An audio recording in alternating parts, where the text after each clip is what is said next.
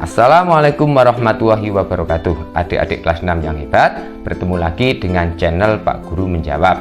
Pada pertemuan kali ini kita akan membahas pembelajaran untuk kelas 6, tema 5 wirausaha, subtema 2 usaha di sekitarku pada pembelajaran pertama.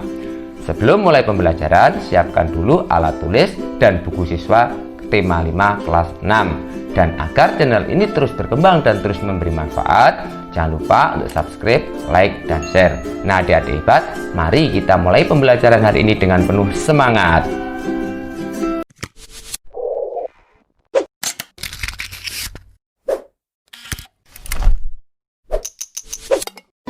Adik-adik kelas 6 yang hebat, mari kita mulai pembelajaran hari ini. Bukalah buku siswa kelas 6, tema 5, subtema 2 usaha di sekitarku pada halaman 63 pembelajaran pertama.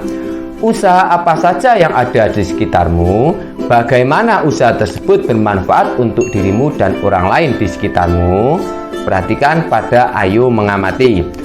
Amati gambar dan tuliskan hal yang ingin kamu ketahui lebih lanjut tentang kegiatan wirausaha pada gambar di atas dalam bentuk pertanyaan. Di sini kakak akan membantu membuatkan dua buah pertanyaan. Yang pertama, apa saja hambatan ketika menjalankan usaha-usaha tersebut dan berapakah penghasilan yang diperoleh dari usaha-usaha tersebut? Kemudian pada halaman 64, diskusikan pertanyaan yang telah kamu tulis tersebut dengan temanmu. Tulis kesimpulan dan hasil diskusimu. Nah, kesimpulan dari pertanyaan tersebut adalah setiap usaha memiliki hambatan serta penghasilan yang berbeda-beda. Berikutnya, sebutkan usaha-usaha lain yang kamu temukan di lingkungan rumahmu. Usaha-usaha lain yang ada di lingkungan rumahku diantaranya adalah warung penjual sayur, warung makan, warung kopi, butik, toko alat tulis, konter pulsa, salon, dan lain-lainnya. Kemudian, apa manfaat yang kamu peroleh dari usaha-usaha tersebut?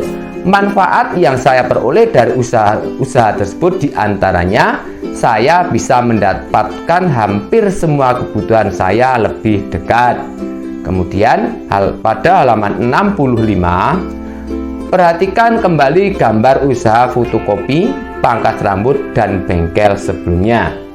Sumber daya dan peralatan apa saja yang digunakan untuk usaha-usaha di atas? Jelaskan. Yang pertama, usaha fotokopi.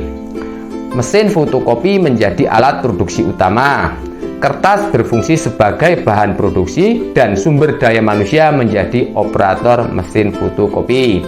Kemudian, usaha potong rambut.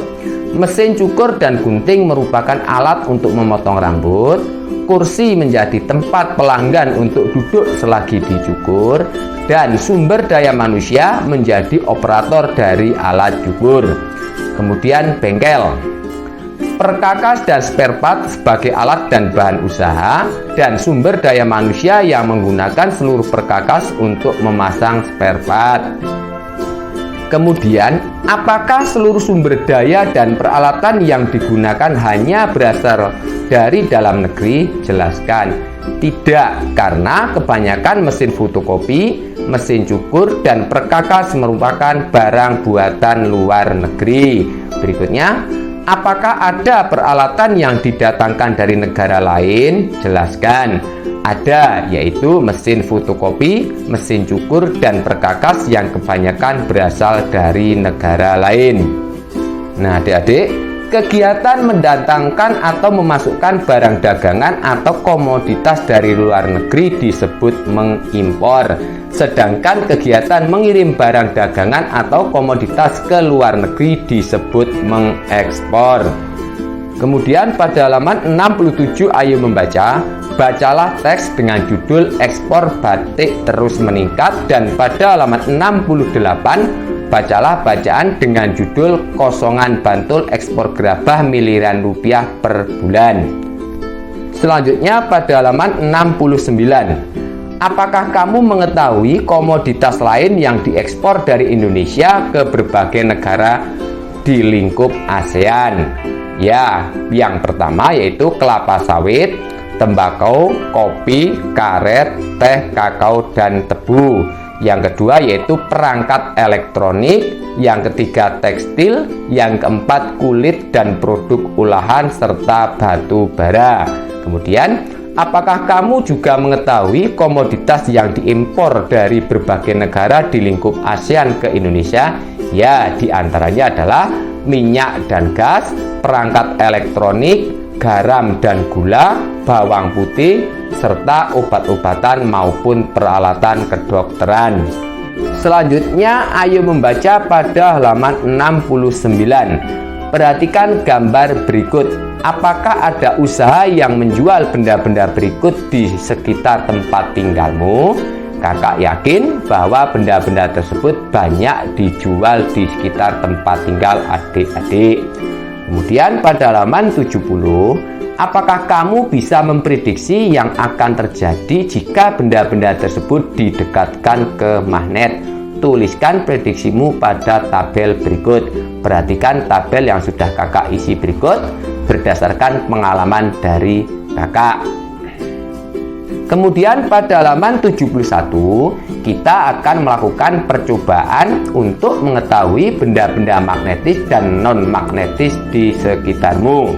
Ikutilah langkah-langkah pada halaman 71. Di sini kakak akan memberikan contoh laporan dari kegiatan tersebut pada halaman 71, 72 sampai 73. Laporan percobaan benda magnetis dan non-magnetis. Tujuan percobaan untuk mengetahui benda yang bisa dan tidak bisa ditarik magnet. Kemudian pada halaman 72, alat dan bahan. Di antaranya magnet, pensil, peniti, karet gelang, paku, penjepit kertas, sisir, gunting, batu, kayu, daun, kertas, dan kaca. Adapun langkah-langkahnya yaitu yang pertama, ambil magnet. 2. Dekatkan magnet ke benda-benda yang telah disiapkan secara bergantian. Kemudian 3. Amati apa yang terjadi. Dan yang keempat, catat hasil pengamatan pada tabel. Kemudian pada hasil percobaan, perhatikan tabel yang sudah kakak isi berdasarkan pengalaman dari kakak. Selanjutnya pada halaman 73, kesimpulan. Berdasarkan kegiatan di atas dapat disimpulkan bahwa benda non-logam tidak dapat menempel dengan magnet dan benda logam dapat menempel dengan magnet.